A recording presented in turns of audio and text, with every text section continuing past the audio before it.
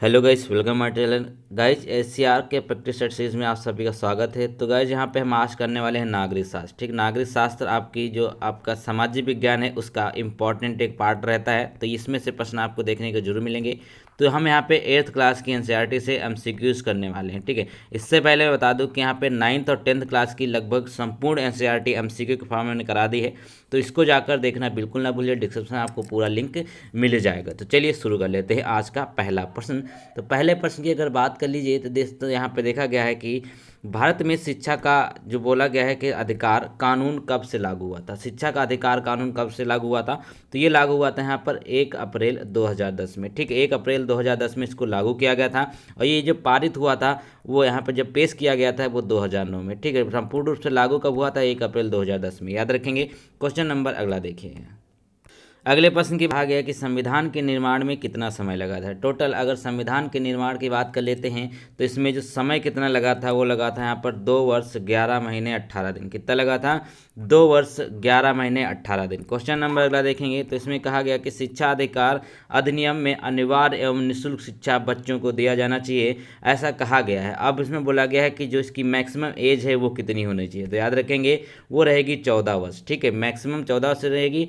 तो कुल मिला के इसमें कहा जाता है 6 से 14 वर्ष के बच्चे को निःशुल्क शिक्षा प्रदान की जाती है इसके तहत। अगर हम किसी के माता पिता ऐसा नहीं करते हैं तो वो एक तरीके से कानूनी रूप से यहाँ पर अपराध हो जाएगा। ठीक है, याद रखेंगे उनको यहाँ पे केस भी दर्ज किया जा सकता है कि अपने बच्चे को शिक्षा क्यों नहीं दे रहे हैं। फिलहाल ये निःशुल्क शिक्षा जो सरकार उपलब्ध करा रही है उसके बावजूद भी आप शिक्षा क्यों नहीं दे रहे हैं। क्वेश्चन नंबर अगला देखेंगे तो कहते हैं कि हमारे संविधान की मुख्य विशेषता है। ठीक है, हमारे संविधान की जो मुख्य विशेषता है वो कौन कौन सी होगी? तो बहुत ही इंपॉर्टेंट है। इसमें देखिए आपको 4 शब्द बहुत इंपॉर्टेंट है। एक तो समाजवाद, दूसरा पंथ निरपेक्ष, तीसरा लोकतंत्रात्मक, चौथा हो जाएगा गणराज्य। तो ये आपके देखेंगे ये हमारे संविधान की जो है प्रस्तावना में सारे वर्ड मेंशन हैं और ये हमारे संविधान की विशेषता है। क्वेश्चन नंबर अगला देखेंगे तो कहते हैं कि संपत्ति के अधिकार को मौलिक अधिकारों की श्रेणी से कब हटा दिया गया। पहले संपत्ति का अधिकार मिलाकर के टोटल 7 हुआ करते थे, इसको हटा दिया गया। तो इस समय कितने हैं? 6 हैं।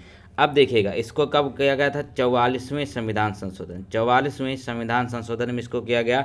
कब किया गया? 1978 में। ठीक है, 1978 कैसे याद करेंगे? 4 4 8 होता है तो ये 1978 हो जाएगा। तो इसमें किया गया और उसको कहाँ रख दिया गया है?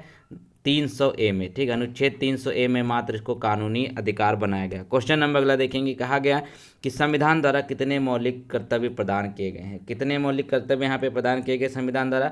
टोटल 11 मौलिक कर्तव्य हैं, याद रखेंगे। इंपॉर्टेंट है, स्वर्ण सिंह समिति की सिफारिश पे इसको शामिल किया गया था। क्वेश्चन नंबर अगला हो जाएगा कि विश्व का सबसे बड़ा एवं लिखित संविधान किस देश का है। तो सबसे बड़ा और लिखित संविधान किसका है? तो एक और एकमात्र हमारा भारत हो जाएगा। भारत में सब विश्व का सबसे लिखित और बड़ा संविधान है। क्वेश्चन नंबर अगला है कि शिक्षा किस सूची का विषय है। इंपॉर्टेंट है, आप देखेंगे 3 सूचियां आपके एग्जाम में हैं।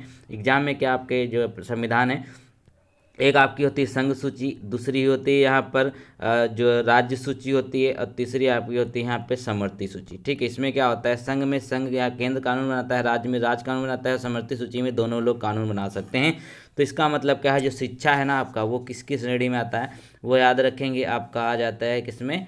वो आएगा समवर्ती सूची में, यानी राज्य और केंद्र दोनों मिलकर इस पर कानून बना सकते हैं।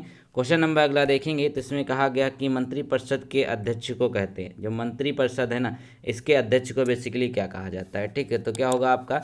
प्रधानमंत्री। प्रधानमंत्री जो है ये क्या होंगे? जाके यहाँ पे मंत्रिपरिषद के अध्यक्ष कहलाते हैं। क्वेश्चन नंबर अगला देखेगा, इसमें कहा गया कि किस समिति की रिपोर्ट के आधार पर संविधान ने मूल कर्तव्य शामिल किए। अभी हमने आपको बताया था। तो क्या हो जाएगा इसका? स्वर्ण सिंह समिति। ठीक है, स्वर्ण सिंह समिति की रिपोर्ट के आधार पर ही यहाँ पे मूल कर्तव्यों को शामिल किया। मूल कर्तव्य कितने हमने बताए? 11 बताए। चलिए क्वेश्चन नंबर अगला देखेंगे। अगले प्रश्न में बोला गया कि भारतीय संविधान में नागरिकों को दिए गए अधिकारों को क्या कहते हैं। जो भारतीय संविधान में नागरिकों को अधिकार दिए गए हैं इनको क्या कहा जाता है? ये होते हैं मौलिक अधिकार। ठीक है, ये जो जितने भी अधिकार दिए गए हैं इसको आपसे कोई छीन नहीं सकता। अगर आप छीनेगा तो इस पर फैसला कहाँ किया जाएगा? याद रखेंगे। ठीक है, ये आपका अधिकार रहता है। क्वेश्चन नंबर अगला देखेंगे तो इसमें कहा गया है कि राष्ट्र ध्वज और राष्ट्रगान का आदर करना क्या होता है? राष्ट्र ध्वज और राष्ट्रगान का आदर करना मौलिक कर्तव्य है। याद रखेंगे ये आपका मौलिक कर्तव्य है कि अपने देश की आन शान बान को बचा कर रखें, यानी कि राष्ट्र ध्वज और राष्ट्रगान का आदर करें। ये चीज़ यहाँ पर बोली गई है, तो ये आपका इम्पोर्टेंट हो जाएगा। क्वेश्चन नंबर अगला देखिएगा। अगले में कहते हैं कि राष्ट्रीय मानवाधिकार आयोग का गठन कब किया गया था। बहुत ही अच्छा प्रश्न है। तो राष्ट्रीय मानवाधिकार आयोग का जो गठन किया गया 1993 हो जाएगा। ठीक, 1993 में इसका गठन किया गया था। पूछा जाता है एग्जाम में। क्वेश्चन नंबर अगला हो जाएगा यहाँ पर कि मानवाधिकार दिवस किस तिथि को मनाया जाता है। ठीक है, मानवाधिकार दिवस जब मनाया जाता है वह डेट कौन सी होती है, वह हो जाएगा यहाँ पर आपका 10 दिसंबर। ठीक है, क्या होता है 10 दिसंबर को हम राष्ट्रीय मानवाधिकार दिवस के रूप में मनाते हैं। इंपॉर्टेंट है ये, इसको याद रखेंगे। क्वेश्चन नंबर अगला देखिएगा। तो कहा गया कि भारतीय संविधान के प्रारूप समिति के अध्यक्ष कौन थे। भारतीय संविधान जो थी उसके एक प्रारूप समिति थे, उस प्रारूप समिति के अध्यक्ष कौन थे, डॉक्टर BR अम्बेडकर। याद रखेंगे, बढ़िया क्वेश्चन पूछा जाता है एग्जाम में। तो गाइस यहाँ पे अगले प्रश्नों पे चलते हैं। तो कहा गया कि भारत एक संप्रभु राष्ट्र बना था। ठीक है, ये कहाँ है, ये आपका है भारतीय संविधान के आधारभूत, ये जो चैप्टर नंबर 2 है। पहले हमने किया था संविधान वाला चैप्टर, अब चलते हैं। तो भारत एक संप्रभु राष्ट्र कब बना था, तो इसका राइट आंसर क्या होगा, 15 अगस्त 1947। ठीक है, 15 अगस्त 1947। बच्चा जानता है क्वेश्चन। चलिए अगला देखें। अगला क्वेश्चन कहता है कि भारतीय संघ का सर्वोच्च पद क्या है। ठीक है, भारतीय संघ जो है उसका सर्वोच्च पद क्या होता है, तो याद रखेंगे वो होता है राष्ट्रपति। राष्ट्रपति जो है वो सर्वोच्च पद पे रहता है अपने इंडिया में। क्वेश्चन नंबर अगला देखेंगे। तो कहते हैं कि भारतीय राष्ट्रपति का चुनाव किस विधि से किया जाता है। अब देखिए, आप क्या करते हैं, अपने यहाँ के विधायक चुनते हैं, सांसद चुनते हैं, ठीक है, जो भी आपके प्रधान चुनते हैं। लेकिन क्या होता है, आप कभी राष्ट्रपति को वोट नहीं देते। तो बेसिकली वह होता कैसे है, वो आपका जो अप्रत्यक्ष है, अनुपातिक रूप में इस चुनाव को कराया जाता है। याद रखेंगे, ये आपका यहाँ पर होता है राइट आंसर। क्वेश्चन नंबर अगला देखेंगे। तो कहते हैं कि भारत का राष्ट्रीय चिन्ह कौन है। इससे आसान कुछ हो ही नहीं सकता। तो ये हो जाएगा यहाँ पर आपका अशोक स्तंभ। ठीक है, अशोक स्तंभ जो है ये आपका भारत राष्ट्रीय चिन्ह है। क्वेश्चन नंबर अगला देखेंगे। तो कहा गया कि समानता के सिद्धांत पर आपको किसको दंडनीय अपराध घोषित किया गया है। ठीक, समानता के सिद्धांत के आधार पर किसको दंडनीय अपराध घोषित किया गया है, तो वो हो जाएगा यहाँ पर छुआछूत। अगर आप छुआछूत करते हैं, मान लीजिए कोई उच्च जात का है और निचली जात का है, तो आप कहते हैं कि भैया हम तुम्हारा छुआ पानी नहीं पियेंगे, तुम्हारा छुआ खाएंगे नहीं, ये नहीं करेंगे, वो नहीं करेंगे, तो ये क्या है, ये आपको दंडनीय अपराध है। इसमें क्या होंगे, आप जेल जा सकते हैं अगर आप किस तरीके से। इसलिए पूरा कमेटी एक साथ रहने का प्रयास करती है, यही संविधान में मेंशन है। क्वेश्चन नंबर अगला देखेंगे। तो कहते हैं कि राष्ट्रपति का कार्यकाल कितना होता है। तो राष्ट्रपति का जो कार्यकाल है वो कौन सा हो जाएगा, वो होता है 5 वर्षों का। ठीक, 5 वर्षों का राष्ट्रपति का कार्यकाल होता है। अगला क्वेश्चन इंपॉर्टेंट है। तो इसमें कहा गया, देखिए कितना भी कुछ हो जाए, कहीं से भी कितना भी कुछ हो जाए, आपको एनसीईआरटी से बाहर प्रश्न आपको देखने को मिलते ही नहीं है। सारे के सारे प्रश्न आपके एनसीईआरटी में। ये बात अलग, उसी को घुमा फिरा कर आपको पूछा जाता है, भैया देखिए आप यूपीएससी दे दीजिए या फिर आप यूपीपीएससी दे लीजिए। ठीक है, तो कहाँ पे भी चले जाइए, ठीक है, वहीं पर आपको सिर्फ और सिर्फ एनसीईआरटी बेस्ड ही क्वेश्चन मिलेंगे। तो वही हम आपको करा रहे हैं। आप कहते हैं कि बहुत ईजी है, तो ईजी तो है, आप कुछ तो आपका कठिन आएगा ही, सब थोड़ी ना ईजी आ जाता है। तो 10% 15% कठिन भी आता है। तो अगला क्वेश्चन होगा कि भारत का बिस्मार्क कहा जाता है। तो भारत के जो बिस्मार्क हैं वो किसे कहा जाते हैं, ये कहा जाता है वल्लभ भाई पटेल। ठीक है, वल्लभ भाई पटेल को भारत का बिस्मार्क के रूप में जानते हैं। क्वेश्चन नंबर अगला हो जाएगा कि भारत के प्रथम प्रधानमंत्री कौन थे। तो भारत के जो सबसे पहले प्रधानमंत्री हैं वो कौन हो जाएंगे, पंडित जवाहरलाल नेहरू। पंडित जवाहरलाल नेहरू जो है ये भारत के प्रथम प्रधानमंत्री हैं। क्वेश्चन नंबर अगला देखेंगे। इसमें कहा गया कि लौह पुरुष के नाम से किसे जाना जाता है। इनकी कहानी तो आपने सुनी होगी। तो ये हो जाएगा आपका सरदार वल्लभ भाई पटेल। इनको लौह पुरुष के नाम से जाना जाता है। क्वेश्चन नंबर अगला हो जाएगा कि किन अनुच्छेद में भाषण तथा अभिव्यक्ति की स्वतंत्रता दी गई है। किस अनुच्छेद में है, अब देखिए भाषण तथा अभिव्यक्ति का मतलब क्या है, आप अपनी बात को कहीं भी रख सकते हैं। ठीक है, आपको बोलने का अधिकार है, किसी की आलोचना करने का अधिकार सरकार की, ठीक, ये सब आपके अधिकार में आते हैं। तो किस में है, ये अनुच्छेद 19 में है। ठीक, अनुच्छेद 19 में इसको रखा गया। प्रश्न संख्या अगला देखेंगे। तो कहते हैं कि किस अनुच्छेद के अंतर्गत सभी नागरिक कर्तव्य हैं कि भारत संप्रभुता, एकता और अखंडता की रक्षा करे। तो कहाँ पर इसको बोला गया है, ये आपका बोला गया अनुच्छेद 51 में। ठीक है, अनुच्छेद 51 में ये चीज़ बोली गई है कि आप इसकी अखंडता की रक्षा करें, यानी कि भारत के जितने भी नागरिक हैं सब लोग। क्वेश्चन नंबर अगला है कि मिसाइल मैन के नाम से किन्हें जाना जाता है। अब मिसाइल मैन के नाम से किन्हें जाना जाएगा, तो वो हो जाएंगे डॉक्टर APJ अब्दुल कलाम। ये नंबर के कौन से राष्ट्रपति थे, 11वें नंबर के राष्ट्रपति थे। प्रश्न बनता है एग्जाम में। क्वेश्चन नंबर अगला देखिएगा। अगले प्रश्न में कहा गया कि भारत के प्रथम गृह मंत्री कौन थे? जो भारत है उसका प्रथम गृह मंत्री कौन थे? तो याद रखेंगे ये हो जाएंगे सरदार वल्लभ भाई पटेल। ये भारत के पहले गृह मंत्री बनाए गए थे। इस समय कौन है गृह मंत्री हैं? अमित शाह। चलिए क्वेश्चन नंबर अगला देख लेते हैं।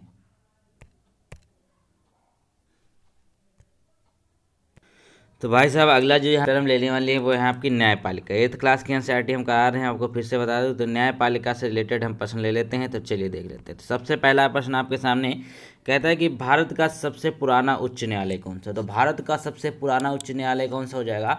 वो हो जाएगा यहाँ पे कलकत्ता उच्च न्यायालय। ठीक है, कलकत्ता उच्च न्यायालय हो जाएगा भारत का सबसे पुराना। कब बना था ये बना था यहाँ पर जो आपका रेगुलेटिंग एक्ट आया था 1773 में। ठीक है, उस समय इसको बनाया गया था। पहले मुख्य न्यायाधीश कौन थे? एलिजा एम्पे थे। ठीक है, अब बताइएगा कि एलिजा एम्पे जो थे वो लेडीज थी या फिर यहाँ पे मेल थे? ठीक है, मेल थे या फिर फीमेल थे, जरूर बताइएगा।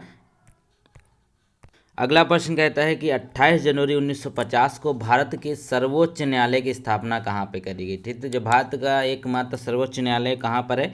दिल्ली में है। याद रखेंगे दिल्ली में करी गई थी 28 जनवरी 1950 में। क्वेश्चन नंबर अगला देखेंगे तो कहते हैं कि कौन सा कार्य भारत में न्यायपालिका का नहीं है? अब इनमें से देखेंगे कौन सा कार्य जो है भारत में न्यायपालिका का नहीं है। तो देखिएगा 4 का आपका राइट आंसर क्या होगा। बेसिकली अब देखिए न्यायपालिका क्या करती है? आपका विवादों का निपटारा करती है, न्यायिक समीक्षा करती है और उसके साथ साथ नागरिक के अधिकार संरक्षण करती है। लेकिन चुनाव जो है ना, चुनाव ये नहीं कराती। चुनाव कौन कराता है? निर्वाचन आयोग कराता है। याद रखेंगे। चलिए क्वेश्चन नंबर अगला देखेंगे। कहते हैं कि भारत की शीर्ष अदालत कौन सी इनमें से? ठीक है, इनमें से जो भारत की शीर्ष अदालत है वो कौन सी हो जाएगी? तो याद रखेंगे ये कौन सी हो जाएगी? ये आपकी उच्चतम न्यायालय। ठीक, उच्चतम न्यायालय जो है भारत की शीर्ष अदालत में आएगी। चलिए क्वेश्चन नंबर अगला देखेंगे। कहते हैं कि भारत का सर्वोच्च न्यायालय कहाँ पर स्थित है? तो भारत का सर्वोच्च न्यायालय कहाँ पर? अभी उन्हें बताया कि आपका नई दिल्ली में। क्वेश्चन नंबर अगला देखेंगे। कहते हैं कि झारखंड में उच्च न्यायालय कहाँ पर स्थित है? अब झारखंड का उच्च न्यायालय बेसिकली कहाँ पर स्थित है? तो वो आपका हो जाएगा रांची में। ठीक, इसकी जो रांची है वहाँ पर स्थित है। क्वेश्चन नंबर अगला देखेंगे तो कहते हैं कि संविधान के संरक्षण का दायित्व किसे दिया गया है? जो संविधान का संरक्षण है वो किसके द्वारा किया जाता है, यानी कि उसका दायित्व किससे सौंपा गया है? तो वो आपका हो जाएगा यहाँ पे सर्वोच्च न्यायालय का। ठीक है, सर्वोच्च न्यायालय इसका राइट आंसर हो जाएगा। सर्वोच्च न्यायालय को संरक्षण का दायित्व सौंपा गया है। प्रश्न संख्या अगला देखेंगे तो कहते हैं यहाँ पर कि सर्वोच्च न्यायालय का गठन संबंधी प्रावधान संविधान के किस अनुच्छेद में दिया गया है? तो ठीक है, याद रखेंगे सर्वोच्च न्यायालय के गठन संबंधी प्रावधान किस में है? वो आपका दिया गया है अनुच्छेद 124 में। याद रखेंगे। चलिए क्वेश्चन नंबर अगला देखेंगे। अगले प्रश्न में कहता है कि सर्वोच्च न्यायालय के न्यायाधीशों की सेवानिवृत्ति की उम्र कितनी है? जो सर्वोच्च न्यायालय है इसके न्यायाधीशों की सेवानिवृत्ति की उम्र कितनी हो जाएगी? तो ये हो जाएगा 65 वर्ष। ठीक है, 65 साल के बाद यहाँ पे इसमें रिटायर कर दे जाते हैं जो मुख्य न्यायाधीश होते हैं। क्वेश्चन नंबर अगला देखेंगे तो ये तो पुराना क्वेश्चन हो गया है। अभिलेखी न्यायालय किसे कहा जाता है? ठीक, अभिलेखी न्यायालय किसे कहा जाता है? तो ये आपका राइट आंसर क्या होगा इसमें? वो हो जाएगा सर्वोच्च न्यायालय। सर्वोच्च न्यायालय को हम अभिलेखी न्यायालय के नाम से भी जानते हैं। चलिए एक क्वेश्चन जो हमने छोड़ दिया है उसको मैं आपको बता दूं, वरना कहेंगे आपने छुड़वा दिया कि इसमें कितने उच्च न्यायालय। तो दोस्तों यहाँ भारत में कितने टोटल उच्च न्यायालय हैं? टोटल हैं 25। ठीक है, याद रखेंगे टोटल कितने हैं? टोटल 25 उच्च न्यायालय हैं। और जो लेटेस्ट बना था वो कौन सा बनेगा? वो आंध्र प्रदेश था। जो लेटेस्ट था 2020 में वो आंध्र प्रदेश था। चलिए देख लेते हैं अगले प्रश्न। अगला प्रश्न कहता है कि उच्च न्यायालय का गठन संविधान के किस अनुच्छेद में निहित है? ठीक है, उच्च न्यायालय का जो गठन होता है संविधान के किस अनुच्छेद के तहत होता है? तो याद रखेंगे ये हो जाएगा यहाँ पे 214। ठीक है, 214 जो है ये आपका राइट आंसर हो जाएगा। अनुच्छेद 214, आर्टिकल 214। क्वेश्चन नंबर 15 कहता है उच्च न्यायालय के न्यायाधीशों को शपथ कौन दिलाता है? जो उच्च न्यायालय है, हाई कोर्ट है, इसके न्यायाधीशों को शपथ किसके द्वारा दिलाई जाती है? तो याद रखेंगे ये हो जाएगा यहाँ पर राज्यपाल। ठीक है, उच्च न्यायालय के और सर्वोच्च न्यायालय के किसको दिलाई जाती है? वो दिलाते हैं राष्ट्रपति। क्वेश्चन नंबर अगला देखेंगे तो कहते हैं कि झारखंड उच्च न्यायालय की स्थापना कब हुई थी? तो झारखंड उच्च न्यायालय की स्थापना जो हुई थी वो हुई थी यहाँ पर 15 नवंबर 2000। क्यों इंपॉर्टेंट है? क्योंकि ये झारखंड जो है अलग हुआ था ना। क्वेश्चन नंबर अगला देखेंगे तो कहते हैं कि प्रथम दृष्टया रिपोर्ट FIR, यानी कि जो पहली जो रिपोर्ट होती है वो कहाँ पर दर्ज की जाती है? जो होता है फर्स्ट इन्फॉर्मेशन रिपोर्ट ही तो होती है ना, इसका फुल फॉर्म यही तो होता है फर्स्ट इन्फॉर्मेशन रिपोर्ट। तो ये क्या हो जाएगा आपका? संबंधित थाना में, जो आपके क्षेत्रीय थाना होता है उसी में सबसे पहले आपको रिपोर्ट इसमें दर्ज करानी पड़ती है, उसी के बाद कोई कार्रवाई होती है। क्वेश्चन नंबर अगला होगा कि किस वर्ष जनहित याचिका यानी कि जो PIL की व्यवस्था करी गई थी? ठीक है, जो PIL है जो जनहित याचिका है इसकी व्यवस्था किस वर्ष करी गई थी? तो ये करी गई थी 1980 में। कब करी गई थी? 1980 में। क्वेश्चन नंबर अगला देखेंगे यहाँ पर। तो गाइस प्रश्न क्या अगला देखेंगे, जो आपका चैप्टर ही अगला है वो हो जाएगा सामाजिक न्याय। ठीक है, सामाजिक न्याय ये चैप्टर है अगला। टेंथ क्लास की एनसीईआरटी वगैरह तुम करा चुके हैं, तो एट्थ क्लास की एनसीईआरटी हम यहाँ पे करा रहे हैं। तो चलिए देख लेते हैं। तो देखिएगा, तो इसमें कहते हैं कि सामाजिक न्याय के लिए आवश्यक क्या है। तो सामाजिक न्याय के लिए जो आवश्यक रहता है बेसिकली वो चीज़ें कौन सी हैं, वो होती है निष्पक्षता। ठीक है, यानी कि किसी भी पक्ष का आप सपोर्ट नहीं करेंगे, जो न्याय होगा वही आपके दिया जाएगा। तो ये सामाजिक न्याय के लिए आवश्यक चीज़ें होती हैं। क्वेश्चन नंबर अगला देखेंगे। प्रश्न संख्या अगला देखिएगा, तो कहते हैं कि सच्चर समिति की रिपोर्ट जो है वो किससे संबंधित है। सच्चर समिति की रिपोर्ट जो है वो किससे संबंधित है, इंपॉर्टेंट ये प्रश्न है। तो ये हो जाएगा मुस्लिम समुदाय से। ठीक है, सच्चर कमेटी किससे संबंधित है, मुस्लिम समुदाय से संबंधित है। क्वेश्चन नंबर अगला देखेंगे, तो कहते हैं कि आदिवासी कौन लोग हैं। बेसिकली जो आदिवासी लोग हैं वो कौन लोग होते हैं अपने भारत में, तो वो हो जाएगा यहाँ पे मूल निवासी लोग। यानी कि जहाँ मान लीजिए कोई जंगल है, वहाँ का कोई एरिया है छोटा सा, वहाँ पे लोग रहते हुए बहुत पुराने सालों से रहते आ रहे हैं, तो वो बेसिकली आदिवासी हो जाएंगे, क्योंकि उन जो है मूल निवास उनको कहा जाता है। क्वेश्चन नंबर अगला देखेंगे। प्रश्न संख्या अगला देखिए, तो इसमें कहते हैं कि अनुसूचित जाति और अनुसूचित जनजाति अधिनियम कब पारित हुआ था। ये बेसिकली यही एसटी जो SC ST एक्ट है ना, ये जो आप लोग सुनते हैं वो यही है। कब ये पारित हुआ था याद रखेंगे, बहुत इंपॉर्टेंट है। 1989 में, 1989 में इसको पारित किया गया था, SC ST act. Question number अगला देखेंगे। इसमें कहते हैं कि अधिकांश आदिवासी आबादी कौन सी भाषा बोलती है। जितनी भी आदिवासी आबादी है अपने भारत की, वह कौन सी भाषा बोलती है, तो वो हो जाएगी संथाली। संथाली भाषा बोली जाती है किसके द्वारा, जितनी भी अधिकांश आबादी है अपने भारत में। क्वेश्चन नंबर अगला देखेंगे। कहता है कि अस्पृश्यता यानी कि जो आपका यहाँ पे अनटचेबिलिटी है, ठीक है, वो अनुमूलन का प्रावधान संविधान के किस अनुच्छेद में वर्णित है। ठीक है, तो वो आपका हो जाएगा अनुच्छेद 17। अनुच्छेद 17 के द्वारा यहाँ पर इसको गैर कानूनी किया गया था। क्वेश्चन नंबर अगला हो जाएगा कि भारत में आदिवासियों की आबादी कितने परसेंट है। लगभग यहाँ पे आ जाएगा, क्योंकि यहाँ पे देखिए ये जो आपकी बेसिकली इसमें डाटा जो है वो आपका 2011 की जनगणना का दिया हुआ है। तो देखेंगे तो भारत में आदिवासी की जो आबादी कितने परसेंट है, वो टोटल यहाँ पर है आपकी 8। ठीक है, 8% है पूरे भारत में। क्वेश्चन नंबर अगला देखेंगे, तो कहते हैं कि जनगणना के अनुसार भारत की यहाँ पे जो मुसलमान की आबादी कितनी है। यहाँ पे बहुत ज़्यादा ही मिस्टेक है। तो मुसलमान की आबादी कितनी है भारत में टोटल, वो देखेगा तो इसका राइट आंसर क्या हो जाएगा वो जल्दी से हमको बताइए। चलिए दिखा देते हैं इसका राइट आंसर। तो इसका राइट आंसर हो जाएगा ऑप्शन नंबर सी, यानी कि 14.2% है पूरे भारत में। याद रखेंगे। चलिए क्वेश्चन नंबर अगला देखेंगे, तो कहते हैं कि संविधान के किस अनुच्छेद के द्वारा आरक्षण देने का प्रावधान किया। अब संविधान का कौन सा यहाँ पे अनुच्छेद आरक्षण देता है। जैसे यहाँ पे SC लोगों को मिलता है, ST को मिलता है, OBC को मिलता है, तो आरक्षण कहाँ से प्रदान किया जाता है, तो ये हो जाएगा अनुच्छेद 15 का 4 पार्ट जो है। ठीक है, उसमें अनुच्छेद में कहा गया है कि इसमें आरक्षण दिया जाएगा जो यहाँ पे आर्थिक रूप से कमज़ोर हैं। ठीक है, क्वेश्चन नंबर अगला देखेंगे। कहते हैं कि यहाँ पर झारखंड में अनुसूचित जातियों की संख्या कितनी है। झारखंड में जो अनुसूचित जातियाँ हैं उनकी संख्या कितनी हो जाएगी, तो वो हो जाएगी यहाँ पर आपके लिए 32। याद रखेंगे कितनी हो जाएगी, 32 हो जाएगी। क्वेश्चन नंबर अगला देखेंगे, तो कहते हैं कि सच्चर समिति रिपोर्ट के आधार पर 6 से 14 साल के कितने % बच्चे कभी स्कूल नहीं गए। जो सच्चर कमेटी है ना, अभी हमने बताया किससे संबंधित है, ये मुसलमानों से संबंधित हैं।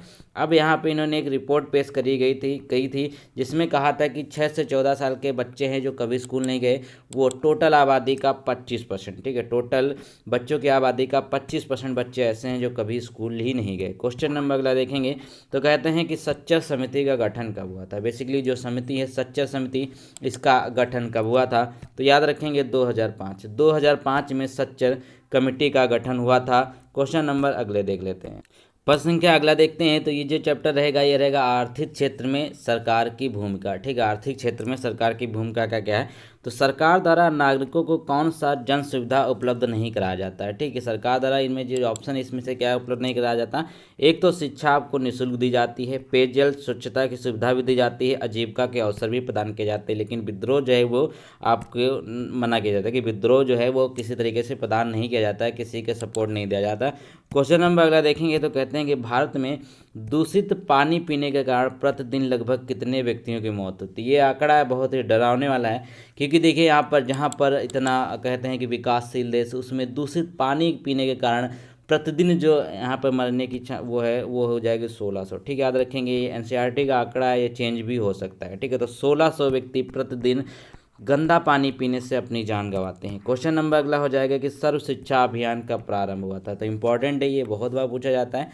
तो देखिएगा सर्व शिक्षा अभियान जो है ये कब प्रारंभ हुआ था, तो इसका ऑप्शन देख लीजिए आप। तो इसका राइट आंसर हो जाएगा यहाँ पर 2000 से 2001 में। ठीक है, 2001 में यहाँ पे इसकी शुरुआत हुई थी।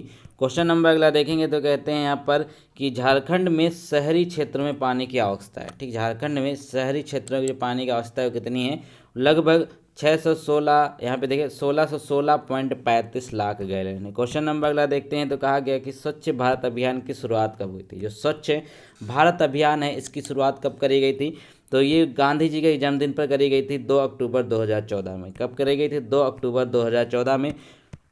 क्वेश्चन अगला देखें तो कहते हैं कि नर्मदा बचाओ आंदोलन किस परियोजना के विरोध में किया गया था। इंपॉर्टेंट है ये। तो नर्मदा बचाओ आंदोलन जो किया गया था किसके विरोध में किया गया था, सरदार सरोवर। ठीक है, सरदार सरोवर जो बांध है इसके विरोध में किया गया था, याद रखेंगे, नर्मदा बचाओ आंदोलन। क्वेश्चन नंबर अगला देखेंगे तो इसमें कहते हैं कि फ्लोराइड युक्त पानी से कौन सी समस्याएं उत्पन्न हो जाते हैं। जो फ्लोराइड युक्त पानी है इसको पीने से जो समस्याएं उत्पन्न होती हैं बेसिकली वो क्या होता है, हड्डियां कमज़ोर हो जाती हैं। ठीक है, हड्डियां कमज़ोर हो जाती हैं अगर पानी में जो पानी पी रहे हैं उसमें फ्लोराइड की मात्रा ज़्यादा है। ठीक है, फ्लोराइड की मात्रा ज़्यादा है तो क्या होगा, उसमें आपकी कमज़ोर हट जाएंगी हड्डियाँ। क्वेश्चन नंबर अगला देखेंगे इसमें तो इसमें कहा गया है कि फ्लोराइड युक्त पानी की समस्या सबसे ज़्यादा कहाँ पर देखने को मिलती है भारत में, तो ये क्या हो जाएगा आपका, पलामू और गढ़वा। ठीक है, पलामू और गढ़वा में सबसे ज़्यादा ये समस्या देखने को मिलती है जहाँ पे फ्लोराइड युक्त पानी जो है उनको उपलब्ध है। क्वेश्चन नंबर अगर देखेंगे तो कहते हैं कि बालिकाओं की समृद्धि के लिए कौन सी योजना चलाई जा रही है। बालिकाओं की समृद्धि के लिए जो योजना चलाई जा रही है वह कौन सी हो जाएगी, सुकन्या समृद्धि योजना। याद रखेंगे, अच्छा प्रश्न है ये। सुकन्या समृद्धि योजना जो है ये बालिकाओं से संबंधित है।